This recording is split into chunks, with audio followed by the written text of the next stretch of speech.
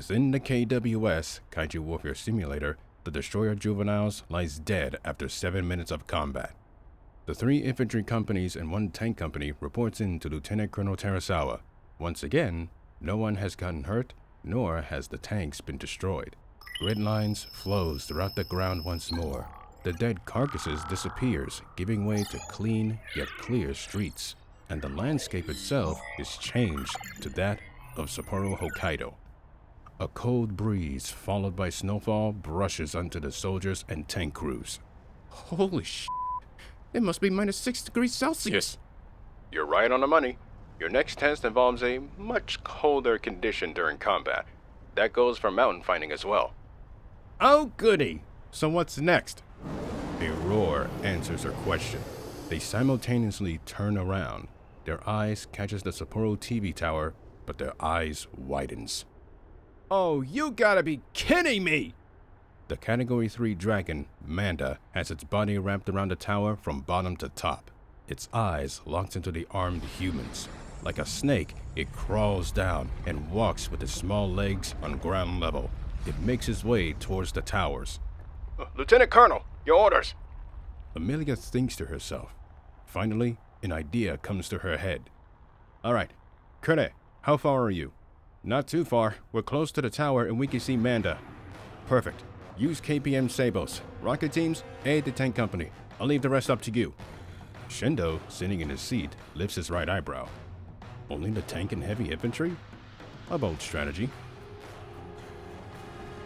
Traveling at 43 miles per hour, 70 kilometers per hour, the first tank company drives down the road. They keep track of the movements of Manda, of which is using the tall buildings to move around. All tanks, try avoid hitting the towers around you. Rocket teams, status report. We're getting in positions, ma'am. Doors burst open. Inside higher floors, the 84RR carrying soldiers from the 3rd and 4th companies rushes up to the glass windows. Their colleague shoots the glass and opens them. A cold wind smashes onto them, but they do not lose focus. They aim the rocket launchers, both the 84RRs and Panzerfaust 3s, downwards. They wait for the creature to close the distance. At a range of 546 yards, 500 meters, the 84s fires the rockets out of the tubes. Closer and closer they get to their target. Manda's body suddenly sways back and forth. The rockets hit the concrete roads. Crap, we missed! Driver, halt! Her tank comes to a stop. Traverse the turret to the left, 90 degrees. Elevate the gun, 30 degrees. The turret turns and the gun lifts. The gunner sees the moving body of Manda. The target in sight. KPM loaded. Fire! The cannon fires. The dart zips through the air, but the creature lifts his hind legs up and the round passes underneath it. We missed! Frustration grows as the cannon is reloaded after 4 seconds. Kure thinks of a way to take out the creature. An idea comes to her mind. Let's try something else. Its legs are its weakness. Rocket teams, try using your small arms to grab its attention. When it's distracted, we unload. Driver, advance! The tanks resumes their trek. Other rocket teams, on top of much more smaller buildings, waits. The head of Manda comes into view of Privates Ake Fukui and Shiro Sone armed with only their mini-me machine guns. They pull the trigger, mag dumping into the creature's face. The bullets, predictably, do not penetrate its skin, but it does grab his attention. It lifts his body and crawls onto the 20-meter building. The 2 privates rushes out of harm's way. Across the way, Private Sakurai and Okino, armed with an 84RR and Panzerfaust 3, opens fire. Manda is too focused on the humans shooting at it that it does not notice that it is being fired upon from behind. The projectile smashes onto both of its front legs. It screeches in horror. Its grip on the tower lessens. It falls and collides on the ground. Using its hind legs, it crawls to escape to safety. KPM Sabos fired from the Type 90 and Type 74 from 2 different sides of the street penetrates the hind legs, blowing them off with ease. The creature now struggles to move. Kure's Type 90 and 2 others comes around the corner. The cannons elevates and locks onto the head. Hit it! The cannons roars. The Sabos darts through the air. They penetrate into its mouth and out of its skull. One of them hits the brain. Its painful cries are silenced. The body plants onto the ground without any further movements. Within her tank, Kure wipes her forehead. Phew. Lieutenant Colonel, target neutralized. All tanks are accounted for, over. Terasawa, upon hearing the transmission, smiles. Woo! We're breezing through this! Please don't jinx us. Also, I'm freezing my ass off over here. In the command center, Shindo nods his head for approval. All right. They're winning me over. But it's not over yet. The landscape within the simulator changes once more. The towers disappears, giving way to smaller buildings. Now it resembles the city of Naha, Okinawa. This brings back memories. So what's next? A roar answers her question almost instantly. I think I know what the answer is. Category 4 Colossus King Caesar walks on its 2 legs, going through buildings almost with ease. I'll be honest, I haven't researched this kaiju that much. Who here is from Okinawa? I am, ma'am. Nakanishi, what's the history of this thing? During World War II, the island god was awakened by a native to protect the island against Gamera and the Americans. It was defeated so badly that it retreated just after 15 minutes. Oh, so it's a giant Great. Any weaknesses? Strategies? Anything? Its skin is easy to hit, but the problem is that when attacked, it tends to evade its attacker. How? Cannons from the Type 74s and Type 90s fires their KPM sabos. The ears of Caesar lifts. It lowers to its hands, dodging the rounds.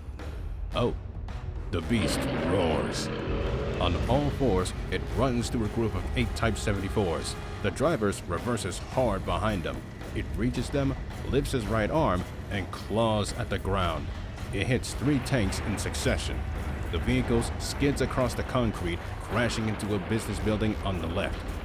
We're hit! We're hit! Are you alright? We're fine, but I don't know about the others. Lieutenant Colonel, 3 of my tanks are down! Terasawa's anger grows, coming to a boiling point. Ma'am, naval support is online. Her mood suddenly calms and turns to him. Since when did... Wait a minute. This could work. Colonel, get to a safe distance away from my queue. Nita, on my mark, you call it in. Yes, ma'am, but what are you planning? It attacks anything that attack it, right? So what if we use that to its disadvantage? What would you call that strategy? Don't know, but we can't just sit here and ponder. Coulda? We're just about 2 kilometers away. Good. The massive island god stands back up to its legs. Execute! 74s, grab its attention. 90s, hang back and hold your fire. The 74's 105mm unleashes round after round. Once again, Caesar ducks under the shots. Once again, Caesar ducks under the shots. It rushes to the group of 1174s. The 90s drives out of cover, firing their 120mm. It stops and notices the shells coming in fast. It ducks once again, but the 74s unloads once more. 4 sabos of both calibers hits the creature on the hips, the thigh, and the left shoulder. It rises to its feet and angrily roars. It punches a building, flinging debris in the air. The 74s reverses to stand clear of the falling debris. 2 tanks are hit and are stopped in their tracks. It rushes to them, but it collapses to one knee. The sabo has partially immobilized it. Nita, call it in! This is Echo 4, requesting fire support on Category 4. Target is standing at 5 kilometers from our position and is immobilized. Over. Colonel, keep that thing in place! All tanks, make sure it goes nowhere! The armor resumes fire. Caesar continues to dodge the rounds, but some are hitting their marks. The infantry, only armed with rockets, joins in on the assault. The overwhelming firepower is becoming too much for the massive beast. It cries out in pain and shivers from it. The soldiers see something sparkling in the distance. 7.15 miles, 11.5 kilometers to the west, the JS Otago, the lead ship of the Otago-class destroyers, traverses its Mark 45 5-inch lightweight naval gun. It unleashes its KPM 54 caliber shell every 3.5 seconds per round. The shells hit Caesar's chest, the arm, and the other thigh. It fires once again. The shell penetrates through the skull into the brain. Blood bursts out and its cries fall silent. It falls on its back, succumbing to its demise. Target neutralized! All companies. Status report. We're good, but we're all exhausted. Plus, Kurikawa and Hikuchi got hit hard. Our medics are handling them. Over. Her head lowers. Anyone else? 25% of my tank force are knocked out, and I got wounded. Over. 5% wounded. Over. I got wounded as well. 6%. Over. Amelia silently sighs to herself. Lieutenant General, permission to take a break to attend the wounded. Permission granted. You got 2 hours. Do what you can. Takada himself turns to Shindo. I hope it was worse than Shinsuke. He turns and walks away. Shinsuke himself closes his eyes and sighs to himself. It's not.